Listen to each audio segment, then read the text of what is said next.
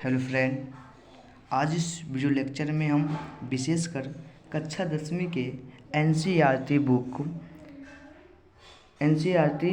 Book science के chapter number पहला के बारे में अध्ययन करेंगे जिसका नाम जो है वो रासायनिक अभिक्रिया और समीकरण, मतलब रासायनिक अभिक्रिया और समीकरण है इसका क्या चैप्टर के नाम। तो सबसे पहले जो यहाँ क्वेश्चन आता है कि रासायनिक अभिक्रिया ये होता क्या, मतलब रासायनिक अभिक्रिया क्या है। तो रासायनिक अभिक्रिया किसे बोलते हैं कि जब एक एकल पदार्थ या दो अलग अलग पदार्थ आपस में मिलकर एक नए पदार्थ का निर्माण करते हैं तो उसे रासायनिक अभिक्रिया कहते हैं। मतलब कहने का मतलब ये समझना है कि जैसे कि हम लोग प्रॉपर ढंग से हम लोग समझ सकते हैं कि समझिए एक एकल पदार्थ हो गया कि जब एक अकेला पदार्थ या फिर जब एक एकल पदार्थ या दो से अधिक पदार्थ, ठीक है, जब एक अकेला पदार्थ या दो या एक से अधिक या फिर दो या दो से अधिक पदार्थ आपस में मिलकर एक एकल पदार्थ या फिर एक से अधिक पदार्थ का निर्माण करते हैं तो उसे हम लोग रासायनिक अभिक्रिया कहते हैं। तो चलिए इसका अगला पॉइंट चलते हैं हल्का सा। इसका अगला जो पॉइंट जो है वो क्या है, अभिकारक क्या होता है, ठीक है। तो अभिकारक के बारे में हम लोग समझते हैं। क्या अभिकारक कि रासायनिक अभिक्रिया में भाग लेने वाले पदार्थ को अभिकारक कहते हैं। इसे हमेशा बाएं ओर लिखा जाता है। मतलब जो रासायनिक अभिक्रिया में भाग लेता है उसी को ही हम लोग क्या बोलते हैं, अभिकारक बोलते हैं। तो इसमें प्रश्न उठता है कि कौन अभिकारक जो है भाग लेता है। तो समझिए हल्का सा, क्या ये जो है ना, जो रासायनिक अभिक्रिया में भाग रहा है, क्या चीज़ Mg+O2, ये क्या कर रहा है, रासायनिक अभिक्रिया में भाग ले रहा है। तो एक क्या चीज़ होगी आपका अभिकारक, और इसे जो है क्या चीज़ हमेशा बाएं ओर लिखा जाता है। अगला जो पॉइंट जो है आपका वो आपका उत्पाद है। क्या चीज़ आपका उत्पाद है। इसे दूसरा रूप हम लोग इसको प्रतिफल भी कहते हैं। तो समझिए क्या आपका कि अभिक्रिया के दौरान जिस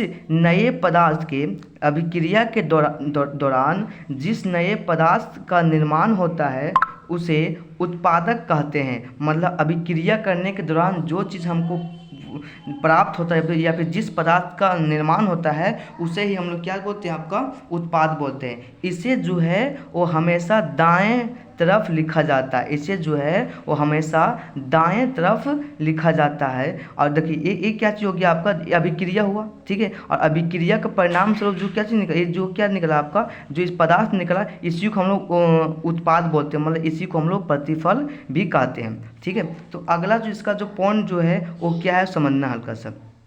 अगला क्या है कि रासायनिक अभिक्रिया की विशेषता, मतलब रासायनिक अभिक्रिया की क्या विशेषता है उसके बारे में। देखिए इसका जो पहला विशेषता है कि आपका गैस की उत्सर्जित करती है, मतलब गैसों का उत्सर्जित या फिर गैसों की उत्पत्ति, ठीक है। तो गैसों की उत्पत्ति कब होता है वो समझिए हल्का सा कि जब जिंक को हाइड्रोक्लोरिक अम्ल के साथ, जब जिंक को एसियल अम्ल के साथ अभिक्रिया करा दिया जाता है तो क्या किसका निर्माण करता है, जिंक क्लोराइड और प्लस में H2। तो इसे जानते हैं हम लोग, जैसे कि हम जानते हैं कि ये जो आपका जिंक जो हो गया एक प्रकार का ठोस हो गया, ये आपका एक प्रकार का ठोस हो गया, ठीक है, ये जान गया।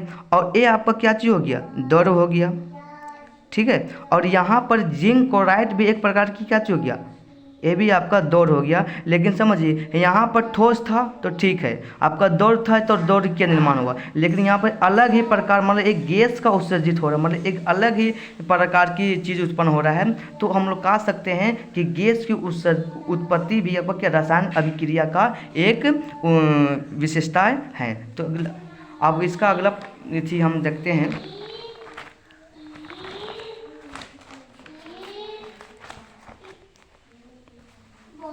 अब चलिए इसका हम अगला विशेषता देखते हैं। अगला जो इसका विशेषता जो है वो क्या, रंग में परिवर्तन, मतलब इसके रंग में परिवर्तन होना। तो इसका रंग परिवर्तन कैसे हो सकता है, जब पोटेशियम डाइक्रोमेट को SO2 मतलब क्या चीज़ हो गया, सल्फर डाइऑक्साइड। जब पोटेशियम डाइक्रोमेट को SO2 मतलब सल्फर डाइऑक्साइड के साथ अभिक्रिया करा दिया जाता है तो इसका रंग क्या चीज़ हो जाता है, आपका हरा हो जाता है। और पहले जो आपका जो पोटेशियम जो डाइक्रोमेट जो होता है वो क्या नारंगी रंग के होता है, और जैसे इसे हम SO2 मतलब क्या सल्फर डाइऑक्साइड के साथ अभिक्रिया करा देते हैं तो इसका रंग जो क्या चीज़ आपका हरा हो जाता है। तो ऐसा बोल सकते हैं कि रंग में परिवर्तन भी आपका रासायनिक अभिक्रिया का एक विशेषता है। अगला इसका जो विशेषता जो है कि आपका अवस्था में परिवर्तन, मतलब इसकी अवस्था में भी परिवर्तन आ सकती है। और समझिए किस प्रकार इसका अवस्था परिवर्तन होता है। जब Na को H2O के साथ अभिक्रिया, जब सोडियम को H2 मतलब जल के साथ अभिक्रिया करा दिया जाता है तो किसका निर्माण होता है, NaOH मतलब NaOH, और प्लस में क्या H2 का निर्माण होता है, प्लस में आपका H2 गैस का निर्माण होता है। अब आप समझिए इसमें इसका अवस्था कैसे परिवर्तन हो, समझिए यहाँ पर ठोस, ठीक है, तो ये भी एक प्रकार क्या चीज़ हो गया, आपका द्रव हो गया, ठीक है। आपका विलियम घोर मतलब विलियम घोर भी एक प्रकार का दौड़ हो गया। तो दौड़ यहाँ, तो यहाँ पर दौड़ तो कोई दिक्कत यहाँ पर नहीं, लेकिन ये अलग ही प्रकार के गैस का उत्सर्जित कर रहा है। तो ऐसा बहुत सर इसका अवस्था में परिवर्तन हुआ, क्या चीज़ हुआ कि नहीं हो, आप कैसे वो समझिएगा। यहाँ पर ठोस था तो कोई दिक्कत नहीं, यहाँ पर दौड़ है तो ये भी आपका दौड़ है तो यहाँ पर नहीं, लेकिन यहाँ पर समझिए क्या इसमें गैस है, इसमें गैस नहीं है, लेकिन अभिक्रिया तोड़ने के बाद यहाँ पर गैस उत्सर्जित हो रहा है, मतलब इसका आपका अवस्था में भी परिवर्तन हो रहा है, ठीक है। इसका चौथा विशेषता समझिएगा कर, इसका चौथा विशेषता जो है वो क्या है, अपक्षेप का बनना। अब ये अपक्षेप का बनना या आपका अपक्षेप ये होता क्या है समझिए हल्का सा। अपक्षेप मतलब आप देखिए, अपक्षेप आप लोग बहुत प्रॉपर ढंग से समझ सकते हैं कि जब आप देखिएगा जब आप दही को क्या से बोलते हैं, दूध को गर्म कीजिएगा तो दूध को गर्म करने के पश्चात उसके जो छाल जो है क्या चीज़ अपना वो जो होता है वो अलग ही आपका एक ठोस पदार्थ के रूप में क्या अलग ही आपका साइड हो जाता है, मतलब अलग हो जाता है, मतलब अवक्षेप हो जाता है। तो उसे हम लोग अवक्षेप का बनना होता है, ठीक है। जब इसे AgNO3, ठीक है, जब इसे AgNO3 को NaCl के साथ अभिक्रिया करा दिया जाता है तो किसका निर्माण होता है, AgCl, और प्लस में आपका NaNO3 का निर्माण होता है। और ये क्या चीज़ आपका AgCl क्या चीज़ आपका अवक्षेप, मतलब ये आपका अलग हो जाता है। ये जो AgCl जो है वो अपने आप क्या चीज़ आपका अवक्षेप मतलब अलग हो जाता है। इसका जो आपका पांचवा जो इसका जो आपका विशेषता जो है वो है क्या चीज़, उष्मा का शोषण या उत्सर्जन, मतलब उष्मा का शोषण हो सकता है या फिर उत्सर्जन होता है। देखिए किसी भी रासायनिक अभिक्रिया में अधिक किसी प्रकार के पदार्थ को रासायनिक अभिक्रिया कराते हैं तो उसमें दो बातें होता है, या फिर उसमें क्या चीज़ हमको उष्मा देना पड़ता है या फिर वो क्या चीज़ हमको उष्मा खुद ही देता है। मतलब ये हुआ कि कोई ऐसा पदार्थ है जो क्या चीज़ हमको उष्मा देता है, ठीक है, और कोई सी पदार्थ को हमें खुद ही उसे उष्मा देना पड़ता है। तो समझिए कैसे, जब आप चूना को पानी के साथ अभिक्रिया कराएगा तो क्या उष्मा निकलेगा। जैसे समझिएगा आप लोग समझिए एक चूना लीजिएगा, ठीक है, चूना जो होता है चूना लीजिएगा और उस चूना को क्या कीजिएगा, पानी में घोलिएगा, मतलब पानी में उसे अभिक्रिया कराएगा तो उससे क्या निकलेगा, आपका उत्सर्जन निकलेगा, मतलब वहाँ से आपका गैस निकलेगा, अपने खुद ही आपका गैस निकलेगा अपने आप। लेकिन जब बेरियम क्लोराइड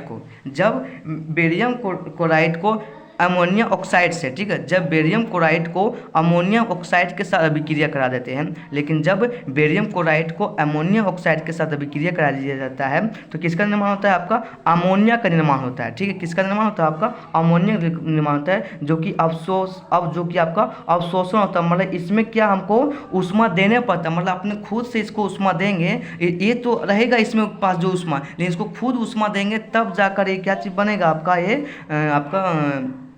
आपका अमोनिया ये बनेगा। तो आज के वीडियो यहीं तक। Thank you.